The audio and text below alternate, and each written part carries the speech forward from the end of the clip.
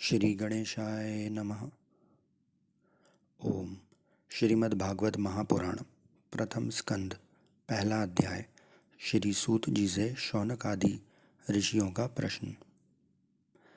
जिससे इस जगत की सृष्टि, स्थिति और प्रलय होते हैं, क्योंकि वह सभी सद्रूप पदार्थों में अनुगत है और असत पदार्थों से पृथक है। जड़ नहीं चेतन है, परतंत्र नहीं स्वयं प्रकाश है।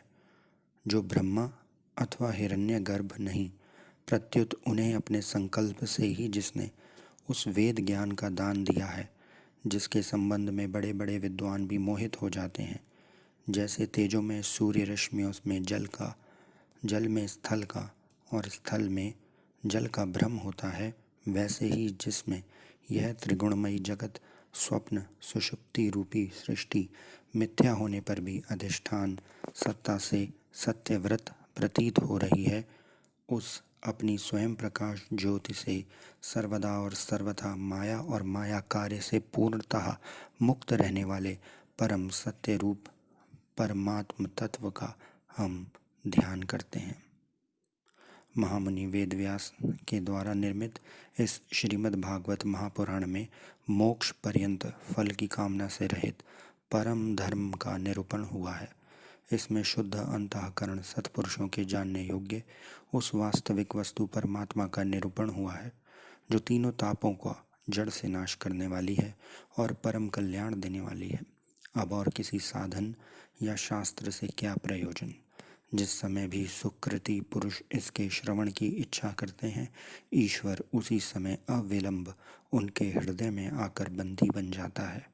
रस के मर्मज्ञ भक्तजन, यह श्रीमद् भागवत वेद रूप कल्प वृक्ष का पका हुआ फल है। श्री शुकदेव रूपी तोते के मुख से संबंध हो जाने से यह परम आनंदमयी सुधा से परिपूर्ण हो गया है। इस फल में छिलका, गुठली आदि त्याज्य अंश तनिक भी नहीं है। यह मूर्तिमान रस है। जब तक शरीर में चेतना रहे, तब तक इस दिव्य भगवद रस का निरंतर बारंबार पान करते रहो। यह पृथ्वी पर ही सुलभ है।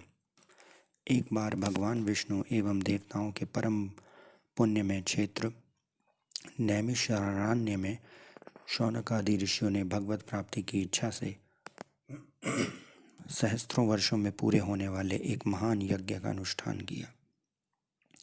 एक दिन उन लोगों ने प्रातःकाल अग्निहोत्र आदि नित्य कृत्यों से निवृत्त होकर सूत जी का पूजन किया और उन्हें ऊंचे आसन पर बैठाकर बड़े आदर से यह प्रश्न किया। ऋषियों ने कहा, सूत जी, आप निष्पाप हैं। आपने समस्त इतिहास, पुराण और धर्मशास्त्रों का विधिपूर्वक अध्ययन किया है तथा उनकी भली भांति व्याख्या भी की है। वेदाओं में श्रेष्ठ भगवान बादरायण ने एवं भगवान के सगुण निर्गुण रूप को जानने वाले दूसरे मुनियों ने जो कुछ जाना है, उन्हें जिन विषयों का ज्ञान है, वह सब आप वास्तविक रूप से जानते हैं। आपका हृदय बड़ा ही सरल और शुद्ध है, इसी से आप उनकी कृपा और अनुग्रह के पात्र हुए हैं। गुरुजन अपने प्रेमी शिष्यों को गुप्त से गुप्त बात भी बता दिया करते हैं। आयुष्मान, आप कृपया करके यह बतलाइए कि उन सब शास्त्रों, पुराणों और गुरुजनों के उपदेशों में कलयुगी जीवों के परम कल्याण का सहज साधन आपने क्या निश्चय किया है। आप संत समाज के भूषण हैं। इस कलयुग में प्रायः लोगों की आयु कम हो गई है। साधन करने में लोगों की रुचि और प्रवृत्ति भी नहीं है। लोग आलसी हो गए हैं। उनका भाग्य तो मंद है ही, समझ भी थोड़ी है। इसके साथ ही वे नाना प्रकार की विघ्न बाधाओं से घिरे हुए भी रहते हैं।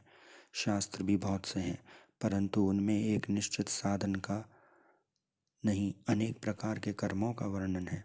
साथ ही वे इतने बड़े हैं कि उनका एक अंश सुनना भी कठिन है। आप परोपकारी हैं।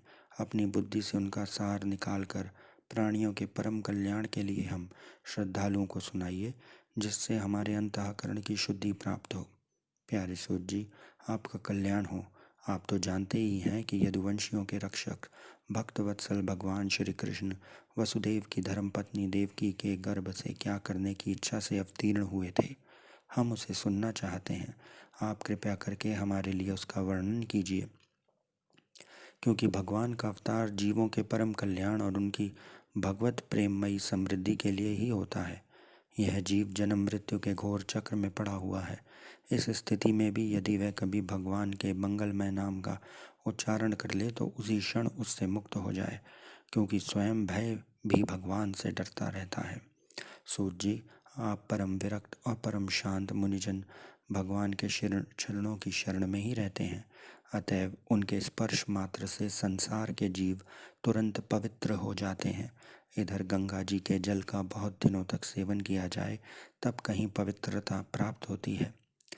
ऐसे पुण्यात्मा भक्त जिनकी लीलाओं का गान करते रहते हैं, उन भगवान का कलिमलहारी पवित्र यश, भला आत्मशुद्धि की इच्छा वाला ऐसा कौन मनुष्य होगा जो श्रवण ना करे।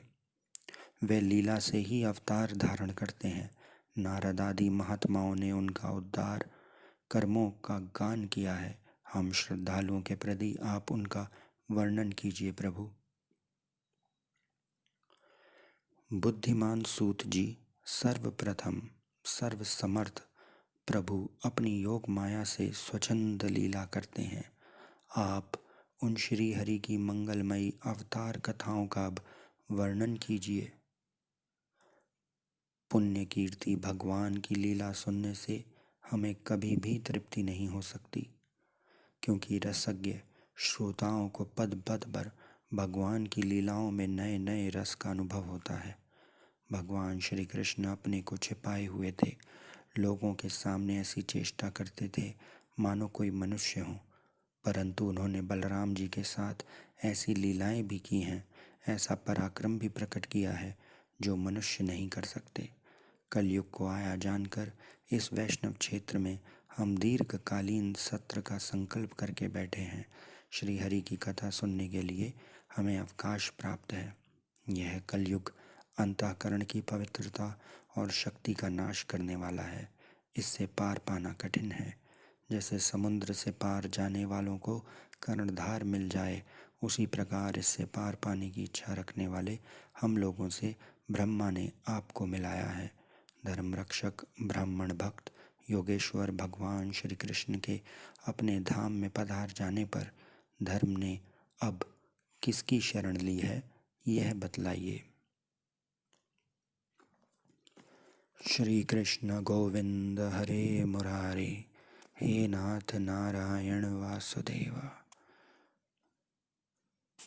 श्री कृष्ण गोविंद हरे मुरारे, हे नाथ नारायण वासुदेवा। श्री कृष्ण गोविंद हरे मुरारे, हे नाथ नारायण वासुदेवा। श्री कृष्ण गोविंद हरे मुरारे, हे नाथ नारायण वासुदेवा। श्री कृष्ण गोविंद हरे मुरारे, हे नाथ नारायण वासुदेवा। श्री कृष्ण गोविंद।